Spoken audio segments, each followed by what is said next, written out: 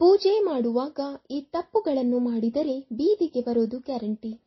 ಹಿಂದೂ ಧರ್ಮದಲ್ಲಿ ಯಾವುದೇ ದೇವ ಮತ್ತು ದೇವತೆಗಳನ್ನು ಪೂಜಿಸಲು ಕೆಲವು ನಿರ್ದಿಷ್ಟ ನಿಯಮಗಳನ್ನು ಮಾಡಲಾಗಿದೆ. ಇದು ದೇವರ ಸಾಧನೆಯನ್ನು ಯಶಸ್ವಿಗೊಳಿಸಲು ಮತ್ತು ಅವನಿಂದ ಬಯಸಿದ ಆಶೀರ್ವಾದವನ್ನು ಪಡೆಯಲು ಬಹಳ ಮುಖ್ಯವೆಂದು ಪರಿಗಣಿಸಲಾಗಿದೆ. ಈ ನಿಯಮಗಳನ್ನು ನಿರ್ಲಕ್ಷಿಸುವವರಿಗೆ ವರ್ಷಗಟ್ಟಲೆ ಪೂಜೆ ಮಾಡಿದರೂ ಪೂಜೆಯ ಫಲ ಸಿಗುವುದಿಲ್ಲ. ಪೂಜೆಗೆ ಸಂಬಂಧಿಸಿದ ನಿಯಮಗಳನ್ನು ನಿರ್ಲಕ್ಷಿಸುವುದರಿಂದ ಅವರ ಇಷ್ಟಾರ್ಥಗಳು ಈಡೇರದೆ ಉಳಿದುಬಿಡುತ್ತದೆ.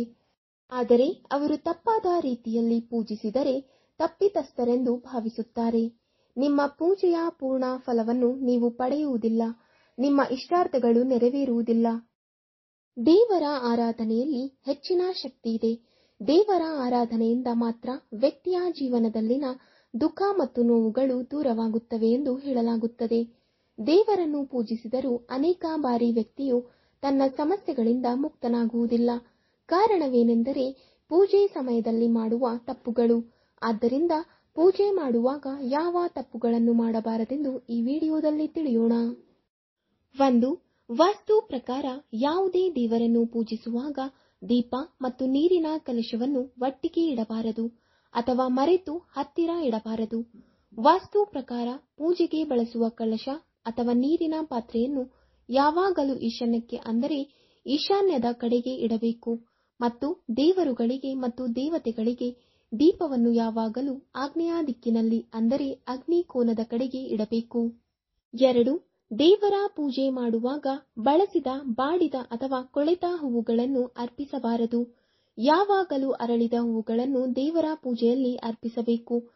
ಅದೇ ರೀತಿ ಯಾವುದೇ ದೇವರ ಪೂಜೆಯಲ್ಲಿ ನಿಷೇಧಿಸಲಾಗಿದೆ ಎಂದು ಪರಿಗಣಿಸಲಾದ ಹೂವುಗಳನ್ನು ಎಂದಿಗೂ ಬಳಸಬಾರದು. 3. ಹಿಂದೂ ಧರ್ಮದಲ್ಲಿ ಯಾವುದೇ ದೇವತೆಯ ಆರಾಧನೆಯಲ್ಲಿ ಆಸನಗಳಿಗೆ ಹೆಚ್ಚಿನ ಪ್ರಾಮುಖ್ಯತೆ ಇದೆ.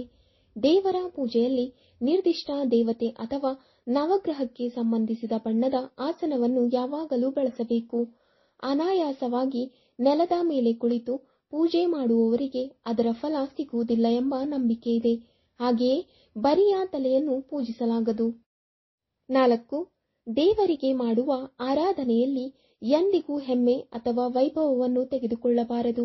ದೇವರು ಮತ್ತು ದೇವತೆಗಳ ಪೂಜೆಯಲ್ಲಿ ಬಳಸುವ ವಸ್ತುಗಳ ಹೆಮ್ಮೆ ಅಥವಾ ಪ್ರದರ್ಶನಕ್ಕೆ ಅಂತ ಇಟ್ಟರೆ ಅವುಗಳ ಫಲ ಸಿಗುವುದಿಲ್ಲ ಎಂಬ ನಂಬಿಕೆ ಇದೆ. ದೇವರ ಪೂಜೆಯನ್ನು ಯಾವಾಗಲೂ ಏಕಾಂತದಲ್ಲಿ ಮತ್ತು ಶುದ್ಧ ಮನಸ್ಸಿನಿಂದ ಮಾಡಬೇಕು. 5. ದೇವರ ಆರಾಧನೆಯ ಪ್ರಮುಖ ನಿಯಮವೆಂದರೆ ದೇವರನ್ನು ಯಾವಾಗಲೂ ಶಾಂತ ಮತ್ತು ಶುದ್ಧ ಮನಸ್ಸಿನಿಂದ ಮಾಡಬೇಕು. ದೇವರನ್ನು ಪೂಜಿಸುವಾಗ ಅಲ್ಲಿ ಮತ್ತು ಇಲ್ಲಿಯ ವಿಷಯಗಳ ಕಡೆಗೆ ಮನಸ್ಸನ್ನು ತೆಗೆದುಕೊಳ್ಳಬಾರದು ಮತ್ತು ಯಾರ ಮೇಲೂ ಕೋಪಗೊಳ್ಳಬಾರದು. ದೇವರನ್ನು ಪೂಜಿಸುವಾಗ ಮನಸ್ಸಿನಲ್ಲಿ ತಪ್ಪು ಭಾವನೆಗಳನ್ನು ತಂದರೆ ಅದು ಫಲ ನೀಡುವುದಿಲ್ಲ ಎಂಬ ಬಲವಾದ ನಂಬಿಕೆ ಇದೆ. 6. ಪೂಜೆಯ ಸಮಯದಲ್ಲಿ ಭಗವಾನ್ ವಿಷ್ಣುವಿಗೆ ಅನ್ನ, ಗಣೇಶನಿಗೆ ತುಳಸಿ, ದುರ್ಗಾ ಮಾತೆಗೆ ದುರ್ವ ಮತ್ತು ಸೂರ್ಯ ದೇವರಿಗೆ ಬಿಲ್ವಪತ್ರೆಯನ್ನು ಅರ್ಪಿಸಬಾರದು ಎಂಬುದನ್ನು ಯಾವಾಗಲೂ ನೆನಪಿನಲ್ಲಿಡಿ. 7. ಪೂಜೆ ಮಾಡುವಾಗ ದೇವತೆಗಳಿಗೆ ಹಚ್ಚಿದ ದೀಪವನ್ನು ಎಂದಿಗೂ ನಂದಿಸಬಾರದು ಎಂಬುದನ್ನು ನೆನಪಿನಲ್ಲಿಡಿ. ದೇವರಿಗೆ ಹಚ್ಚಿದ ದೀಪ ಯಾವಾಗಲೂ ಅದಾಗಿಯೇ ಆರಿ ಹೋಗಬೇಕು. ನಾವೇ ಸ್ವತಃ ದೀಪವನ್ನು ಆರಿಸುವ ಕೆಲಸ ಮಾಡಬಾರದು. 8. ಭಗವಂತನು ತನ್ನ ಕೈಯಲ್ಲಿ ಹಿಡಿದ ಹೂವನ್ನು ಮತ್ತೆ ದೇವರಿಗೆ ಅರ್ಪಿಸುವುದು. ತಾಮ್ರದ ಪಾತ್ರೆಯಲ್ಲಿ ಇಟ್ಟಿರುವ ಶ್ರೀಗಂಧ ಮತ್ತು ಪ್ಲಾಸ್ಟಿಕ್ ಪಾತ್ರೆಗಳಿಂದ ಗಂಗಾಜಲವನ್ನು ಎಂದಿಗೂ ಅರ್ಪಿಸಬಾರದು. ತಾಮ್ರ ಅಥವಾ ಹಿತ್ತಾಳೆ ಪಾತ್ರೆಯಲ್ಲಿ ಮಾತ್ರ ನೀರನ್ನು ಅರ್ಪಿಸಿ. 9. ಮನೆಯಲ್ಲಿ ಪೂಜೆ, ಹವನ ಇತ್ಯಾದಿಗಳನ್ನು ಆಯೋಜಿಸಿದಾಗ ಹೆಂಡತಿ ಬಲಭಾಗದಲ್ಲಿ ಕುಳಿತುಕೊಳ್ಳಬೇಕು ಎಂಬುದನ್ನು ನೆನಪಿನಲ್ಲಿಡಿ. ಅಭಿಷೇಕ ಮಾಡುವಾಗ ಮತ್ತು ಬ್ರಾಹ್ಮಣರ ಪಾದಗಳನ್ನು ತೊಳೆಯುವಾಗ ಮತ್ತು ಸಿಂಧೂರವನ್ನು ದಾನ ಮಾಡುವಾಗ ಹೆಂಡತಿಯು ಎಡಭಾಗದಲ್ಲಿ ಇರಬೇಕು. 10. ಒಂದು ದೀಪವನ್ನು ಮತ್ತೊಂದು ದೀಪದಿಂದ ಎಂದಿಗೂ ಬೆಳಗಿಸಬಾರದು ಎಂಬುದರ ಕುರಿತು ಪೂಜೆಯಲ್ಲಿ ವಿಶೇಷ ಕಾಳಜಿ ವಹಿಸಬೇಕು. ಶಾಸ್ತ್ರಗಳ ಪ್ರಕಾರ ಹೀಗೆ ಮಾಡುವುದರಿಂದ ಒಬ್ಬ ವ್ಯಕ್ತಿಯು ಬಡವನಾಗುತ್ತಾನೆ. 11. ಯಾವುದೇ ರೀತಿಯ ಶುಭ ಕಾರ್ಯಗಳಲ್ಲಿ ಇನ್ನೊಬ್ಬರ ಉಂಗುರವನ್ನು ಎಂದಿಗೂ ಧರಿಸಬಾರದು ಎಂದು ವಿಶೇಷ ಕಾಳಜಿ ವಹಿಸಿ. ನಿಮ್ಮ ಬಳಿ ಚಿನ್ನದ ಉಂಗುರವಿಲ್ಲದಿದ್ದರೆ ಕುಶದ ಉಂಗುರವನ್ನು ಮಾಡಿ ಧರಿಸಬೇಕು. 20.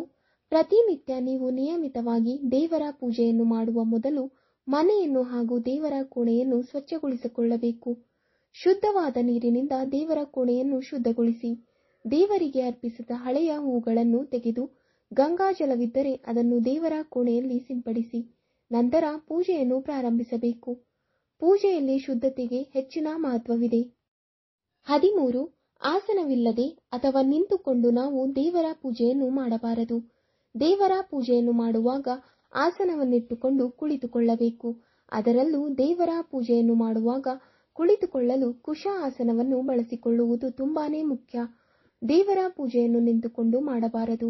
ಇದರಿಂದ ಪೂಜೆಯ ಯಾವುದೇ ಫಲ ನಿಮಗೆ ಸಿಗುವುದಿಲ್ಲ. 14. ದೇವರ ಪೂಜೆಯನ್ನು ಮಾಡುವಾಗ ಮಂತ್ರ ಮತ್ತು ಸ್ತೋತ್ರವನ್ನು ಪಠಿಸುವುದು ತುಂಬಾನೇ ಮುಖ್ಯ.